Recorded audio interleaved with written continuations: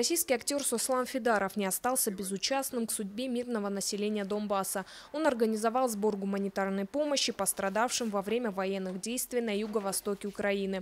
Предметы первой необходимости, детское питание, лекарства и средства гигиены. Около 20 тонн гуманитарного груза было собрано не только на родине актера в Северной Осетии, но и в других регионах России. Суслан Фидаров лично доставил помощь в осажденный Донецк. Это не то, что гуманитарная помощь, это жест доброй воли. Я тем самым хочу сказать, показать свою позицию, что я за сильную державу, за Россию. В общем, я хочу помочь нашим братьям из Донецка. А это гуманитарная помощь из Осетии. Нашим братьям из Донецка, нашему ополчению из Осетии, которое приехало и физически помогает, и гуманитарной помощью помогает, и медикаментами, и водой. То есть всячески мы готовы помочь, наша республика Осетия, мы готовы помочь нашим братьям из Донецка.